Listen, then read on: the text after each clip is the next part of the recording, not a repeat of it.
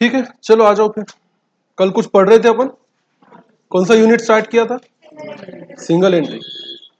कौन करता है सिंगल एंट्री पे बुक मेंटेन?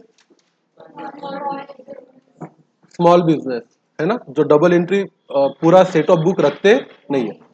और हमारा पर्पज ये है कि वो भले ही सिंगल एंट्री में काम करे, उसके बावजूद भी हम पूरा कंप्लीट सेट ऑफ बुक बना सकते हैं, उनका प्रॉफिट लॉस भी निकाल सकते हैं, उनकी एसेट लायबिलिटी को भी पता कर सकते हैं, और यही हमें करना है। आप आएंगे पेज नंबर 333 पे, यूनिट है 10 single entry system, last unit है अपने सिलेबस का 11th। इसके बाद ऑफिशियली क्या होगा, खत्म। और जैसे कि मैंने कल डिक्लेयर किया, there will be no revision of 11 standard. 11 standard की क्या नहीं होगी, रिवीजन नहीं होगी। Instead we will be starting the 12 standard. आओ अब आगे बढ़ते हैं। अब इस बार आगे क्वेश्चन है, difference between the single entry system and double entry system. फर्क है सिंगल एंट्री में और किसमें, डबल एंट्री। क्या है देखते हैं। पहला पॉइंट है dual aspect. Double entry system में पढ़ते हैं, under this system each transaction is recorded in कौन सा aspect, dual aspect. Dual aspect का मतलब होता है जितनी अमाउंट डेबिट हुई है उतनी ही रिस्पेक्टिव अमाउंट क्रेडिट हुई है। Under this system each transaction not recorded with dual aspect. Her transaction dual aspect से रिकॉर्ड हो इसकी कोई गारंटी नहीं है। हाँ, आमतौर पे कैश के ट्रांजैक्शन ड्यूअल एस्पेक्ट पे रिकॉर्ड किए जाते हैं, क्योंकि सिंगल एंट्री मेंटेन करने वाला कैश अकाउंट मेंटेन करता है और पर्सनल अकाउंट भी मेंटेन करता है। तो अगर हमारा कोई क्रेडिटर है डी नाम का, उसको हमने पैसे दिए, तो हम कैश गई ये भी दिखाएंगे और डी को पैसे दिए ये भी दिखाएंगे। इसलिए वर्ड यूज किया है कि ईच ट्रांजैक्शन ड्यूअल एस्पेक्ट से मेंटेन किया जाता नहीं है, पर कुछ ट्रांजैक्शन ड्यूअल एस्पेक्ट से मेंटेन किए जाते हैं या रिकॉर्ड किए जाते हैं। अकाउंट्स, हम पहले डबल एंट्री पढ़ते हैं। Under this system personal, real और नॉमिनल अकाउंट मेंटेन होते हैं, क्योंकि यही तो हम कर रहे थे चैप्टर नंबर 1 से लेके चैप्टर नंबर 9 तक। सिंगल एंट्री में क्या होता है, under this system personal account and cash account are maintain, real and nominal accounts are not maintain. तो अगर उसने सैलरी दी सिंगल एंट्री वाले ने, कैश बुक में जरूर लिखेगा वो पेमेंट साइड में कि क्या पे की, सैलरी, पर सैलरी अकाउंट में जाके वो डेबिट करेगा नहीं। अगर उसने फर्नीचर खरीदा तो कैश बुक में जरूर लिखेगा कि फर्नीचर का क्या किया, पेमेंट, और वो फर्नीचर अकाउंट बना के उसमें डेबिट करेगा नहीं।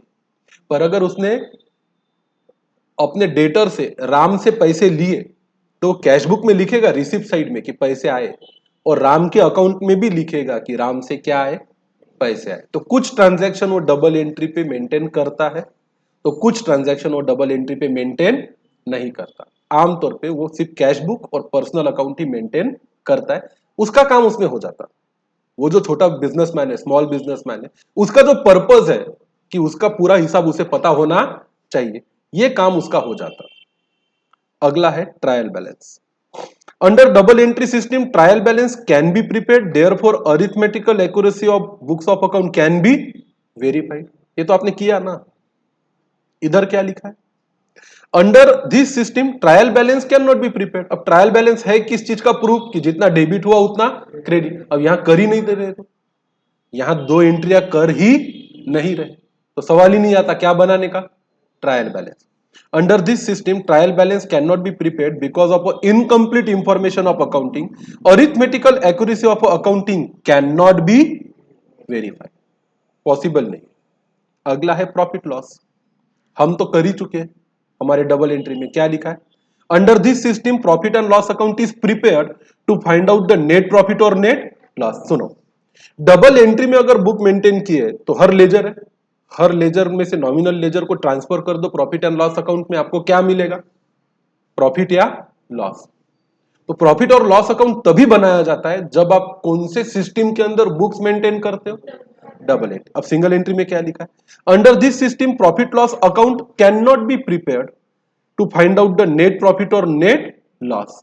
हम प्रॉफिट एंड लॉस अकाउंट नहीं बना सकते, इसके लिए हम बनाएंगे स्टेटमेंट ऑफ अफेयर्स। क्या बनाएंगे, statement of affairs. Single entry में प्रॉफिट एंड लॉस अकाउंट बनता नहीं है, क्या बनता है, स्टेटमेंट ऑफ अफेयर्स। कैसा बनाना, वही क्वेश्चन इस एक चैप्टर में हमें सॉल्व करने। आओ आगे, balance sheet. Under this system to find out the correct financial position balance sheet is prepared, ये तो हम करते ही थे। उससे हमें पता चलता था हमारे एसेट्स कितने और हमारी लायबिलिटीज कितनी है। Under this system only statement of affairs is prepared. क्या बनाते हैं हम? Statement of affairs. अच्छा, ये अफेयर मतलब वो वाला नहीं, कौन सा जो रणबीर और दीपिका में चल रहा है। ये अफेयर मतलब कौन सा affair? Transaction, business affairs. Balance sheet is not prepared. हम यहाँ पे बैलेंस शीट बनाएंगे नहीं, उसके बदले क्या बनाएंगे बेटा? Statement of affairs. यूटिलिटी मतलब usefulness. Double entry system is useful for all type of business concern. जैसा भी बिजनेस हो, छोटा हो या बड़ा हो, वो डबल एंट्री से अपना हिसाब रख सकता है। सिंगल एंट्री बड़े बिजनेस के काम में आती नहीं है। Single entry is only useful to कौन सा बिजनेस? Small business. बड़े बिजनेस वाले सिंगल एंट्री से हिसाब नहीं रख पाएंगे, रखेंगे तो बहुत गड़बड़ हो जाएगी। रूल्स क्या है? कहां होते हैं rules? Double entry. Single entry में कोई रूल होता नहीं है। क्या लिखा है? Double entry follows the accounting rules. Rules तो आपको पता है। Single entry system does not follow any accounting rule. कोई, अब मैं बताता हूं, मेरे अंकल है, उनके कैश बुक में रिसिप्ट इधर लिखते हैं, पेमेंट इधर लिखते हैं। और मेरे पापा बनाते हैं, वो रिसिप्ट इधर लिखते हैं और पेमेंट इधर लिखते हैं। अब इनका कोई रूल नहीं है, दोनों अपनी जगह पे सही है, जिसको जैसा पट्टा वो वैसा बनाता। ऑथेंटिसिटी, कौन सी चीज ज्यादा ऑथेंटिकेट है? ऑथेंटिकेट है। The government authorities consider this system is authentic. अगर आपको कोई इनकम टैक्स वालों ने, जीएसटी वालों ने पकड़ लिया और बोला कि आपका हिसाब बताइए, तो वो किस चीज को ऑथेंटिकेट मानेंगे? आपके डबल एंट्री अकाउंटिंग रिकॉर्ड्स को। The government authority do not consider this system as authentic. अगर गवर्नमेंट ने पकड़ लिया, बेटा उनको बोलोगे हम तो सिंगल एंट्री पे मेंटेन करते हैं, तो बोलेंगे तुम मत बताओ अब तुम्हारा प्रॉफिट और लॉस कितना है, वो बताना किसका काम है? मेरा। तो आपने बोला कि मेरा इनकम है 1 लाख, तो मैं टैक्स भरता 30% के हिसाब से 30,000। अगर ये डबल एंट्री से बोलते हो तो वो भी मान लेगा कि इनकम 1 लाख है और टैक्स कितना है? 30,000।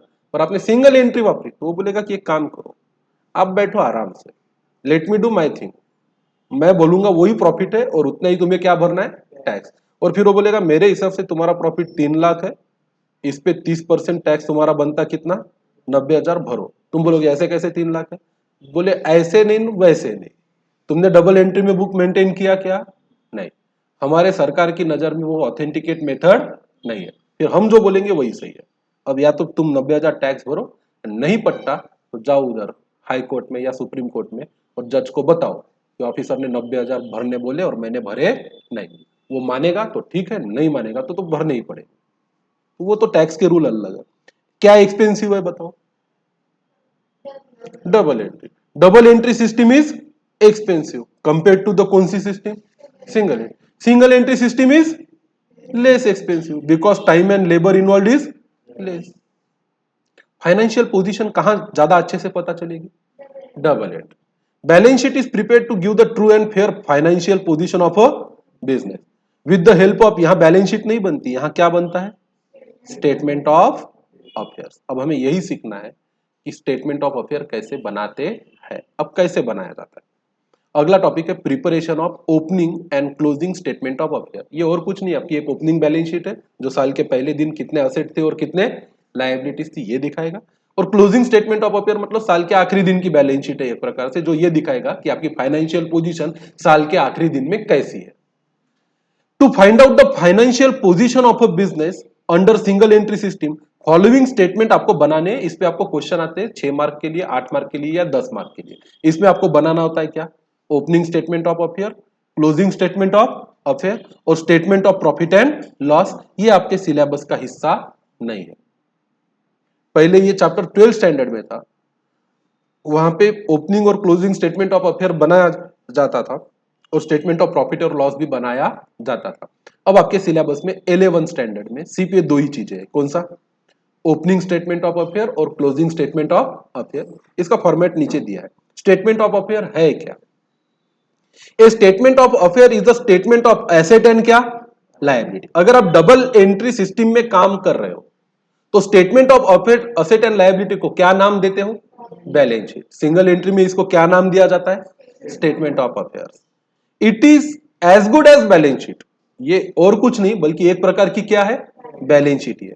Right hand side is use for recording the asset and left hand side is use for recording क्या, लायबिलिटी। तो है तो बैलेंस शीट जैसी बैलेंस शीट है। Statement of affairs is prepared under कौन सा system, single entry, in order to find out the amount of opening और closing capital of the business. दो चीजें, आपके साल के शुरुआत में कैपिटल कितना था और साल के एंड में कैपिटल कितना है, क्योंकि पूरे रिकॉर्ड तो रखे गए नहीं है। जब इंसान ने कैश लाई थी बिजनेस में तो उसने एक एंट्री पास की थी, कैश को डेबिट, उसने कभी कैपिटल को क्रेडिट किया क्या, नहीं। साल के एंड में उसका नेट प्रॉफिट निकला तो उसने पीएनएल को डेबिट और कैपिटल को क्रेडिट किया क्या, नहीं, क्योंकि वो double entry book keeping system maintain करता नहीं है। पर इसका क्या ये मतलब है कि बिजनेस में उसका कैपिटल नहीं है। बिजनेस जैसा बिजनेस है, स्टॉक जैसा स्टॉक है, डेटर जैसे डेटर है, क्रेडिटर जैसे क्रेडिटर है, कैश जैसी कैश है, धंधे जैसा धंधा है। सिर्फ फर्क यही है कि वो double entry book keeping system को फॉलो करता नहीं है। इसका मतलब उसका असेट नहीं है क्या, है। उसकी लायबिलिटी नहीं है क्या, है। उसका कैपिटल नहीं है क्या, है। उसकी इनकम नहीं है क्या, है। उसके एक्सपेंस नहीं है क्या, है। फर्क सिर्फ ये है कि उसने जैसा हिसाब रखना चाहिए वैसा हिसाब रखा नहीं।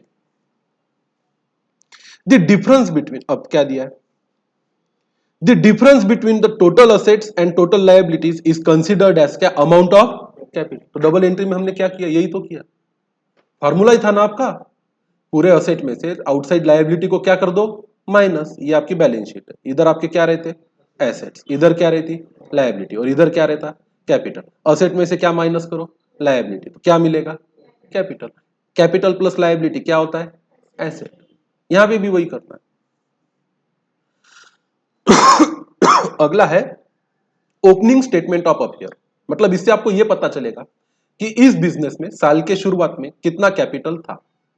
कैसे बनाएंगे, opening statement of affairs is prepared to find out opening capital balance. साल के शुरुआत में आपके एसेट कितने थे, साल की शुरुआत में आपकी लायबिलिटी कितनी थी, इससे पता चलेगा कि साल के शुरुआत में आपके पास कैपिटल कितना था। Opening asset and opening liabilities are shown on the opening statement of affair. If the total of asset side is greater than the total of कौन सी साइड, लायबिलिटी साइड, इसको बोला जाता है कौन सा कैपिटल, ओपनिंग। तो इसका फार्मूला है opening capital is equal to opening asset minus opening liability. ऐसी ही एक बैलेंस शीट अपन साल के एंड में बताते, तो हम उससे पूछते हैं, जो भी सिंगल एंट्री पे मेंटेन कर रहा है ना उसको जाके पूछते हैं 31 मार्च को आपके पास क्या क्या असेट था। तो वो बोलता है देखो मेरे पास ये फर्नीचर है, मेरे पास ये बिल्डिंग है, मेरे इससे इतने लेने, मेरे उसको उतने देने। उसको ये नहीं पता कि उसका कैपिटल कितना, उसके बुक में कोई कैपिटल अकाउंट नहीं है। उसको सिर्फ इतना पता है कि मेरे पास असेट क्या क्या है, उसकी लिस्ट बना के वो आपको दे सकता है। उसको इतना पता है कि मेरी लायबिलिटीज क्या है, मतलब लोगों को पैसा कितना देना है, उसकी लिस्ट बना के दे सकता है। चाहो तो बाहर निकल के किसी भी दुकानदार से पूछो 31 मार्च को आपके पास क्या था और कितना लेना था, कितना लोगों को देना था, तो वो आपको बना के दे देगा क्या, एसेट की लिस्ट और किसकी लिस्ट, लायबिलिटी। भले उसको समझता हो कि नहीं कि इसको एसेट बोलते और इसको क्या बोलते, लायबिलिटी, पर उसको इतना पता है ये मेरा है और लोगों से लेना है, ये मेरा नहीं है लोगों को देना है। इतना बना के दे देगा। राम से लेने, श्याम से लेने, केशव से लेने, माधव से लेने, सीता को देने, मीरा को देने, हो गए। उसके असेट पता चल गए, उसके क्या पता चल गई, लायबिलिटी। हाँ मेरे पास कैश इतनी थी, बैंक में इतना पैसा था, ये मेरी बिल्डिंग है, ये मेरा फर्नीचर। वो तो इतनी चीजें आपको बता सकता है, इतना तो हर व्यापारी को पता होता है, चाहे हिसाब रखे चाहे हिसाब ना रखे। तो मुझे बताओ आपको दिक्कत क्या है फिर उसकी बैलेंस शीट बनाने में, जब आपको पता है उसके एसेट कितने, उसकी लायबिलिटी, एसेट में से क्या माइनस कर दो, लायबिलिटी, क्या मिल जाएगा उसका, कैपिटल। हो गया काम। यही तो, इसी को तो बोलते हैं क्या, स्टेटमेंट ऑफ अफेयर्स। तो ये साल के शुरुआत में भी पूछ सकते हो कि 1 अप्रैल को कितना था लेना और कितना था देना, तो ये पता चल जाएगा कि कैपिटल का ओपनिंग बैलेंस कितना है। ऐसी सवाल उससे पूछो साल के एंड में कितना लेना है कितना देना है, तो साल के एंड का भी क्या पता चल जाएगा, कैपिटल। अगर साल के शुरुआत में उसका कैपिटल 10,000 था, साल खत्म होते होते उसका कैपिटल कितना हो गया, 12,000, तो इससे यह पता चला क्या कि इसने 2,000 का क्या कमाया, प्रॉफिट। अरे प्रॉफिट कमाओगे तो क्या बढ़ेगा, कैपिटल, और प्रॉफिट नहीं कमाओगे तो क्या घटेगा, कैपिटल। तो ऐसे घुमा घुमा के उटपटांग हरकतें करके अपन उसका स्टेटमेंट ऑफ क्या बनाते, अफेयर्स और उससे पता चलता कि इसका प्रॉफिट कितना है और इसका लॉस कितना। इसको कौन सी सिस्टम बोलते हैं? सिंगल। कठिन है क्या सच में ऐसा कर पाना? तो इसमें बैलेंस शीट बनानी है क्या? नहीं। क्या बनाना है? Statement of affairs. आओ नीचे दिया है in the books of dash and dash statement of affairs. अब एक स्टेटमेंट ऑफ अफेयर दिख रहा कि बैलेंस शीट दिख रही? Balance sheet. नाम क्या दिया इन्होंने? Statement of. पर बैलेंस शीट इसलिए नहीं बोल रहे क्योंकि हम डबल एंट्री अकाउंटिंग सिस्टम में बुक मेंटेन कर नहीं रहे। तो इधर है सारे asset, plant and machinery, furniture, building, investment, debtor, bill receivable, prepaid, cash in hand, cash at bank. इधर है creditors, bills payable, outstanding expenses, bank overdraft, bank loan. ये सारे के सारे आपके एसेट्स है। ये सारी की सारी आपकी क्या है? लायबिलिटी। असेट में से लायबिलिटी माइनस करोगे तो आपको क्या मिलेगा? कैपिटल। उसके आगे क्या वर्ड लिखा है? पहले तो कैपिटल पता नहीं होता सिंगल एंट्री, पर असेट पता होते और क्या पता होते? लायबिलिटी। उससे हम क्या निकालते? कैपिटल। ऐसा कैपिटल दो बार निकाला जा सकता है, साल के शुरुआत का और साल के एंड का। कैपिटल बढ़ा है इसका मतलब क्या हुआ? बिजनेस में प्रॉफिट। और कैपिटल घटा इसका मतलब क्या हुआ? लॉस। अरे सिंपल है कि नहीं? आओ फिर आगे यहां लिखा है अगला, preparation of statement of profit and loss. ये भी बनाया जाता है सिंगल एंट्री में जुगाड़ कर करके। उसका पीएनएल तो नहीं बनता, प्रॉफिट एंड लॉस अकाउंट तो नहीं बनता, पर क्या बनता है? Statement of profit and loss. पर नीचे नोट लिखिए दिस, इसमें है पहली method, a statement of profit or loss to be prepared in order to find out the profit or loss made during the year. When books of account are maintained under single entry system, profit made during the year is calculated by using following method. इसकी दो method है। कौन सी दो method है? Net worth method और conversion method. अब नीचे note लिखिए द सेकंड मेथड, मतलब कौन सी method? Conversion method, not included in standard 11। तो स्टैंडर्ड 11 में हम क्या बनाएंगे? पहली चीज ओपनिंग स्टेटमेंट ऑफ अफेयर्स। दूसरा बनाएंगे क्या? Closing statement of affairs. और तीसरा क्या बनाएंगे? Statement of profit and loss. कौन सी मेथड से? नेटवर्क। समझ में आया? तो क्वेश्चन सिर्फ तीन टाइप के हैं। पहला टाइप क्या बनाओ? Opening statement of affairs. दूसरा क्या बनाओ? Closing statement of affair. और क्या बनाओ? Statement of profit and loss. Opening statement of affair किसके जैसा है? बैलेंस शीट के जैसा। Statement of profit and loss किसके जैसा है? प्रॉफिट एंड लॉस के जैसा, पर वो प्रॉफिट एंड लॉस अकाउंट नहीं है और वो बैलेंस शीट भी नहीं है कॉन्सेप्ट उसके जैसा। नेटवर्थ मेथड क्या कहती है एक बार समझ लेते, पढ़ लेते, फिर धड़ाधड़ क्या सॉल्व करेंगे इसके question. To ascertain the profit of a business, trading account and profit and loss account are prepared, but under single entry system it is not possible because the lack of adequate information। अरे भाई trading PNL बनाने के लिए हर चीज चाहिए ना, trading PNL बनाने के लिए हर अकाउंट का बैलेंस पता होना चाहिए। इसको तो इतनी सब बातें पता है ही नहीं, कैसे करोगे? Therefore under this system profit is ascertain by preparing क्या? Statement of profit and loss.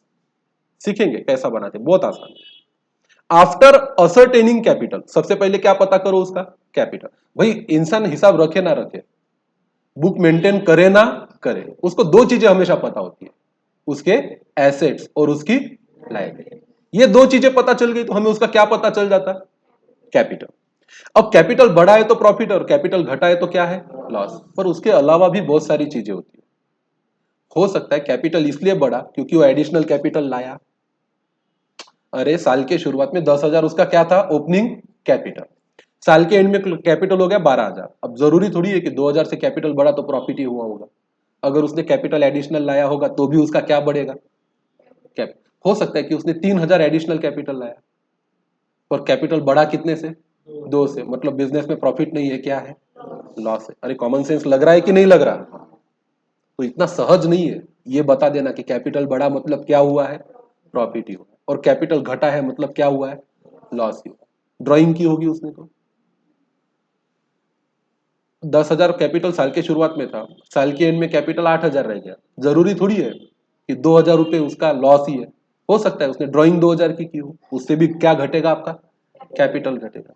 तो थोड़ा सा हिसाब और डिटेल में देखना पड़ेगा ऐसे व्यक्ति का जिसने डबल एंट्री में अपना हिसाब रखा नहीं है। और ये हिसाब देखने के लिए हम क्या बनाएंगे, नेटवर्थ मेथड से उसका statement of profit and loss, ताकि हमें असली चीज पता चल सके कि उसका प्रॉफिट कितना है और लॉस कितना।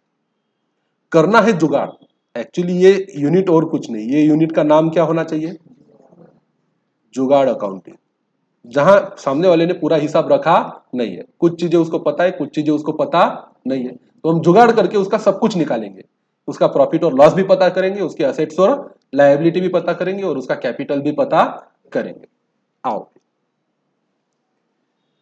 After असेटिंग the capital. अच्छा मुझे बताओ, साल के शुरुआत का और साल के एंड का कैपिटल निकालना ये आसान काम है, क्योंकि उसको एक चीज पक्की पता है कि उसके असेट्स कितने और उसके लायबिलिटी। और कैपिटल का फॉर्मूला क्या है, assets minus liability. They are compared with each other. फिर अब दो प्रकार के कैपिटल मिलेंगे, एक साल के शुरुआत का और एक साल के एंड का। इसको कंपेयर करो। अभी अभी बताया मैंने, कंपेयर ही करके बताया कि अगर ओपनिंग कैपिटल 10 था, क्लोजिंग कैपिटल कितना हुआ 12, तो 2000 से कैपिटल बढ़ा, तो इसका एकमात्र मतलब ये नहीं होता कि प्रॉफिट ही हुआ है, इसके कई सारे मतलब हो सकते हैं। प्रॉफिट भी हो सकता है, लॉस भी हो सकता है। 10 का कैपिटल घट के 8 पे आया, इसका मतलब ये भी नहीं कि लॉस ही हुआ है, हो सकता है प्रॉफिट भी है और ड्रॉइंग भी है। तो पहले तो कंपेयर करो, दो चीजें पता कर लो, एक ओपनिंग कैपिटल और एक कौन सा कैपिटल, क्लोजिंग। फिर आगे बढ़ेगा।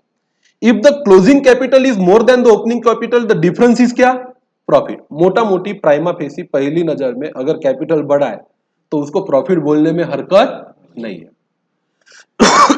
If the closing capital is less than the opening capital, the difference is क्या, लॉस। अरे कैपिटल पहले 10 था, अब 8 रह गया, तो ये जो 2000 से कैपिटल घटा, पहली नजर में इसको लॉस बोलने में कोई बुराई है क्या।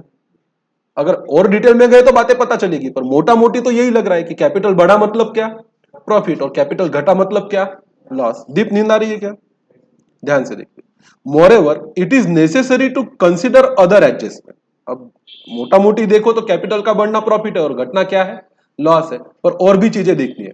दैट इज एडिशनल कैपिटल लाया क्या, दूसरा क्या है, ड्रॉइंग्स की क्या, टू असर्टेन द प्रॉफिट और लॉस। दिस प्रॉफिट और loss is further adjusted for क्या, डेप्रिसिएशन। अब जाहिर सी बात है, साल के शुरुआत में आपका फर्नीचर कितने का था, तो वो बोलेगा 10,000 का। अब फर्नीचर खरीदा भी नहीं और बेचा भी नहीं, उसको बोला आज 31 मार्च को आपके फर्नीचर की वैल्यू आपको कितनी है ऐसा लगता, तो वो बोलेगा क्या, 8,000। इसका मतलब क्या है, फर्नीचर वही है। उसको पूछा कि 1 अप्रैल को कितने का था, तो उसने बोला कितने का था, 10 का। 31 मार्च को आपको क्या लगता है कितने का है, तो उसने क्या बोला, 8 का। इसका मतलब क्या है, 2000 क्या है उसका, डेप्रिसिएशन। जब वो ये बोल रहा है कि मैंने फर्नीचर खरीदा भी नहीं और फर्नीचर बेचा भी नहीं, पर असेट की वैल्यू घटना मतलब क्या, सिर्फ और सिर्फ डेप्रिसिएशन ही हो सकता है क्या, ये भी तो हो सकता है कि उसने 2000 का क्या बेच दिया, कुछ पार्ट ऑफ फर्नीचर बेच दी, इसलिए शुरुआत में आज 10 का था तो एंड में कितने का था, 8 का। अगर ये इंफॉर्मेशन पता चल गई तो हम बोलेंगे कि 2000 का क्या बेचा, फर्नीचर। और अगर ये इंफॉर्मेशन नहीं मिली तो हम बोलेंगे कि ये 2000 रुपया क्या है, डेप्रिसिएशन। अरे जुगाड़ी करना है ना, क्या लिखा मैंने ऊपर, क्या है ये चैप्टर, मतलब जुगाड़ अकाउंटिंग है। कुछ चीजें उससे पता करो, उससे पता की हुई चीजों के बेसिस पे ये तय करो कि कैपिटल का घटना क्या दिखाता है, कैपिटल का बढ़ना क्या दिखाता है, असेट की वैल्यू बढ़ी तो क्या मतलब है और असेट की वैल्यू घटी तो क्या मतलब है, उससे पता करो उसकी बैलेंस शीट भी और उसका प्रॉफिट एंड लॉस। आगे क्या लिखा है, the profit or loss is further adjusted for depreciation, interest on capital, provision for bad and doubtful debt to calculate क्या, net profit और net loss। चीजें वही है पर इंफॉर्मेशन पूरी अवेलेबल नहीं है, इसलिए हर चीज का हमें क्या करना पड़ेगा, जुगाड़ करना पड़ेगा। और वो जुगाड़ करने के लिए हम बनाएंगे स्टेटमेंट ऑफ प्रॉफिट और loss for the year and. Statement of affair कैसे बनाया था, एक प्रकार का बैलेंस शीट ही था। इधर सारे के सारे क्या लिखने थे, एसेट, इधर सारी क्या लिखनी थी, लायबिलिटी, बचा कुचा क्या था, कैपिटल। अब अगर आप उसका statement of profit and loss निकालना चाहते हो तो ये इसका फॉर्मेट है, लिखो statement format of profit and loss for the year ended. ऐसा का ऐसा बनाओ जैसा आपको स्क्रीन पे या आपके टेक्स्ट बुक में दिख रहा है।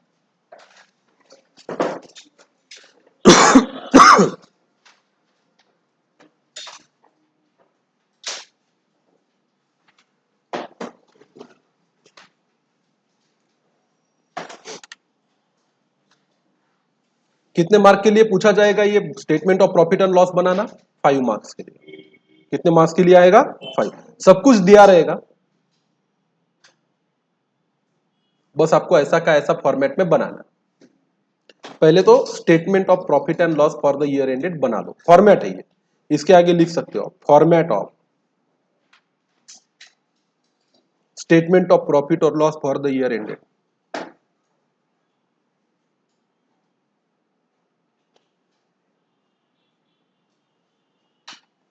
कहां से शुरुआत करनी है इसकी? क्लोजिंग कैपिटल या capital at the end of क्या ईयर। उसमें क्या ऐड करना है? ड्रॉइंग्स। अब ड्रॉइंग दो प्रकार के हो सकती है, या तो कैश में या तो कैसे काइंड में। अरे बाबा, इंसान अपने बिजनेस से या तो कैश विड्रॉ कर सकता है, या तो गुड्स विड्रॉ कर सकता है, या तो एसेट विड्रॉ कर सकता है। तो ड्रॉइंग होती है या तो कैश में या तो कैसी काइंड में। इसको क्या करना है? ऐड। लेस करना है additional capital bought during the year, इसको नाम देंगे एडजस्टेड क्लोजिंग कैपिटल। इसमें से माइनस करेंगे ओपनिंग कैपिटल, तो आपको मिलेगा नेट प्रॉफिट या लॉस।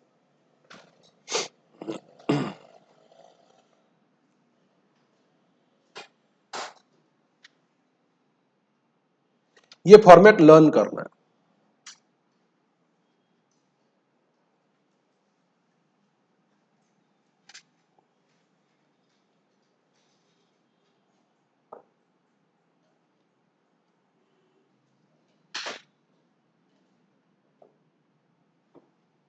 ठीक है, अब सुनो, इसका लॉजिक कहां से आया पता है कि ये आपने जो ऐड और लेस किया, आपको समझ में आएगा क्या बना रहे हो आप टेक्निकली। अगर आप थोड़ा सा गौर से देखो ना, आपने और कुछ नहीं बनाया, आपने बनाया है एक प्रकार का कैपिटल अकाउंट। आपने क्या बनाया? कैपिटल। सुनो मेरी बात, कैपिटल अकाउंट का बैलेंस क्रेडिट होता है कि डेबिट होता है? क्रेडिट होता है। तो ये था आपका ओपनिंग कैपिटल। अरे हाँ कि ना? एडिशनल कैपिटल लाया तो एंट्री बताओ। कैश को डेबिट और कैपिटल को क्रेडिट, तो ये एडिशनल कैपिटल। कैश को डेबिट और कैपिटल को क्या? क्रेडिट। बराबर है। अगर आपने कुछ विड्रॉ किया, ड्रॉइंग की, तो एंट्री बताओ। कैश विड्रॉ की तो एंट्री क्या?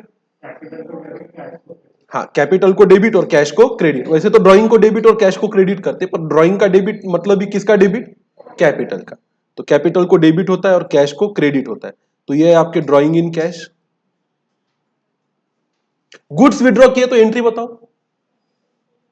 अरे गुड्स विड्रॉ की एंट्री बताओ ना। कैपिटल को डेबिट और गुड्स को क्रेडिट, तो यहां लिखता हूं ड्रॉइंग्स इन क्या? गुड्स। कैपिटल को डेबिट किया ना, और आपका ये क्लोजिंग कैपिटल। और आपका प्रॉफिट, अच्छा एक चीज और, आपको प्रॉफिट हुआ तो प्रॉफिट की एंट्री बताओ, डबल एंट्री। पीएनएल को डेबिट और कैपिटल अकाउंट को क्रेडिट। अरे हाँ कि ना? क्रेडिट में जाता ना कैपिटल के प्रॉफिट। लॉस हुआ तो एंट्री बताओ। पीएनएल को क्रेडिट और प्रॉफिट एंड लॉस अकाउंट को डेबिट, और आपका ये रहता है क्लोजिंग कैपिटल। ऐसे ही बनता है ना आपका कैपिटल अकाउंट किसी का। ओपनिंग कैपिटल होता है कौन से साइड में? क्रेडिट साइड में। एडिशनल कैपिटल लाया तो कहां जाता है? क्रेडिट। प्रॉफिट हुआ तो क्या जाता है? क्रेडिट। ड्रॉइंग किए तो क्या होते हैं? डेबिट। और ड्रॉइंग किए तो क्या होते हैं? डेबिट। लॉस हुआ तो क्या होता? डेबिट। और क्या मिलता आपको?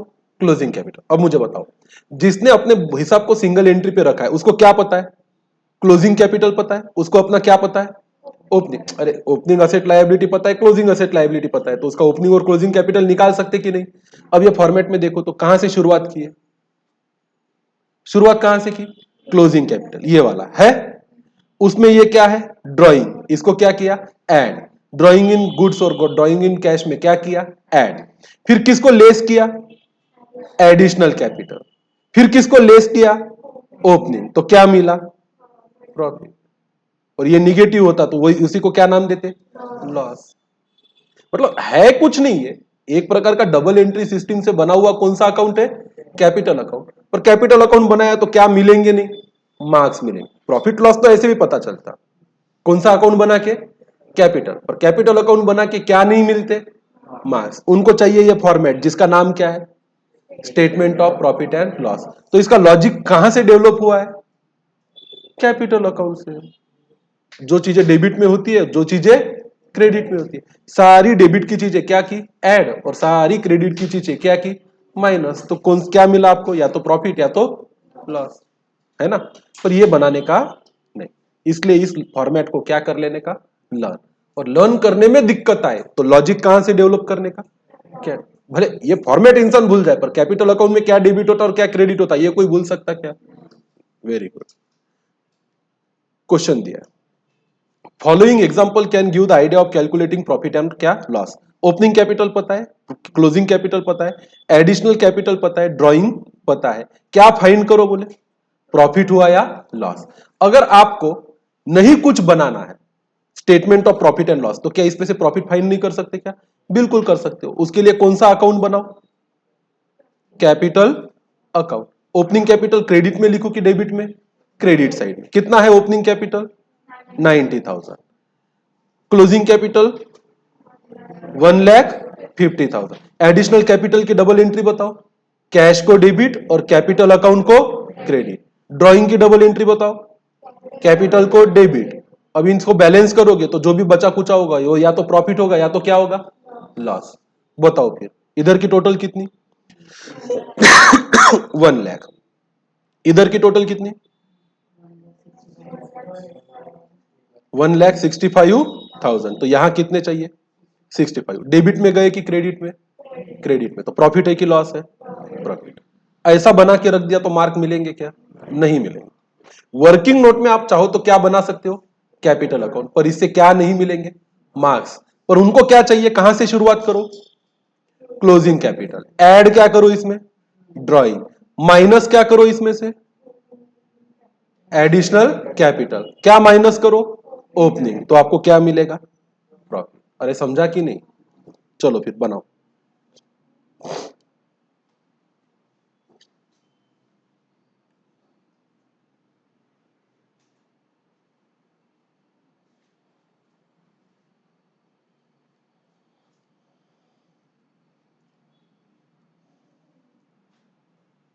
अच्छा चलो, कोई भूल जाए कैसे बनाना है, वैसे जैसा टेक्स्ट बुक में दिख रहा है वैसे ही बनाना है। बनाओ पटक से। क्या नाम दोगे उसको,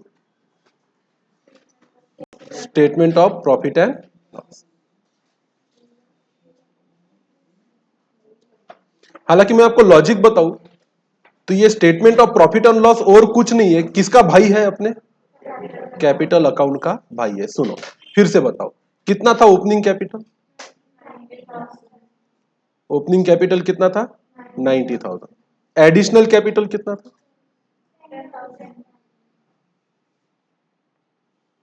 ड्रॉइंग कितनी थी 15,000। क्लोजिंग कैपिटल कितना है 1,50,000। अब इस कैपिटल अकाउंट को बैलेंस करोगे तो या तो प्रॉफिट मिलेगा या तो क्या मिलेगा, लॉस। प्रॉफिट आता है कितने का 65। इधर की टोटल कितनी 1,65,000। इधर की भी टोटल कितनी 1 लाख। पर ऐसा बनाने से क्या नहीं मिलेंगे, मार्क्स। उनको क्या चाहिए, शुरुआत कहां से करो, क्लोजिंग। ऐड क्या करो, ड्रॉइंग। माइनस क्या करो, एडिशनल कैपिटल। माइनस क्या करो, ओपनिंग कैपिटल। तो क्या मिलेगा, प्रॉफिट। बनाओ फिर जैसा बुक में दिख रहा है वैसा ही बनाओ। Closing capital at drawing less additional capital. इसको एक नाम जरूर देने का, इसका नाम क्या है, adjusted closing capital less opening capital, net profit for the year.